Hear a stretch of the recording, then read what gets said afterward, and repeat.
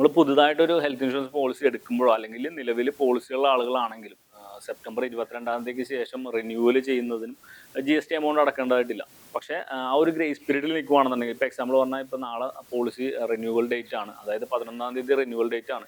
22-ാം തീയതിക്ക് ശേഷം എടുക്കുന്ന പോളിസികൾക്ക് മാത്രമാണ് GST വേവർ കിട്ടുന്നത്. അപ്പോൾ ഈ 11-ാം തീയതിക്ക് ശേഷം എടുക്കുന്ന പോളിസി അല്ലെങ്കിൽ റിന്യൂവൽ ചെയ്യാനുള്ള പോളിസി 22-ാം തീയതിക്ക് ശേഷം ചെയ്യാം എന്നുള്ള രീതിയിൽ നമ്മൾ നീട്ടി വെക്കുകയാണെങ്കിൽ, ഈ സമയത്ത് നമുക്കൊരു ഹോസ്പിറ്റലിൽ അഡ്മിഷൻ വരികയാണെങ്കിൽ ക്ലെയിം വന്നു കഴിഞ്ഞാൽ നമുക്ക് ആ ക്ലെയിം കവറേജ് കിട്ടുകയില്ല എന്ന് മാത്രമല്ല, എന്തെങ്കിലും ഒരു മേജർ ക്ലെയിം ആണെന്നുണ്ടെങ്കിൽ നമുക്ക് ഈ പോളിസി തന്നെ റിന്യൂവൽ ചെയ്യാനായിട്ട് പറ്റാത്തൊരു സിറ്റുവേഷനിലേക്ക് പോകും. അപ്പോൾ ഈ GST എമൗണ്ട് ചിലപ്പോൾ ഒരു 1000-2000 റേഞ്ചിലായിരിക്കും നമുക്ക് GST എമൗണ്ട് കുറവായിട്ട് 1 ഇയർ പോളിസിയിലേക്ക് ചിലപ്പോൾ പ്രീമിയം കുറവുകളിൽ വരുന്നത്. ആ ഒരു എമൗണ്ട് നോക്കി നിന്ന് കഴിഞ്ഞാൽ അത് ശരിക്കും പറഞ്ഞാൽ ഒരു റിസ്ക് ആണ്. ശരിക്കും ആ ഒരു ഡേറ്റിന് നിങ്ങളുടെ ഡേറ്റ് എന്നാണോ അതിന് റിന്യൂവൽ ചെയ്ത് പോകുക എന്നുള്ളതാണ്. 22-ാം തീയതിക്ക് ശേഷമാണെന്നുണ്ടെങ്കിൽ അതിന് നിങ്ങൾക്ക് GST എന്തായാലും ഉണ്ടാവില്ല. റിന്യൂവൽ ആയതായാലും അതുപോലെ പുതിയ പോളിസി എടുക്കാനാണെങ്കിലും GST എമൗണ്ട് നിങ്ങൾ അടക്കേണ്ടതായിട്ട് ഉണ്ടാവില്ല.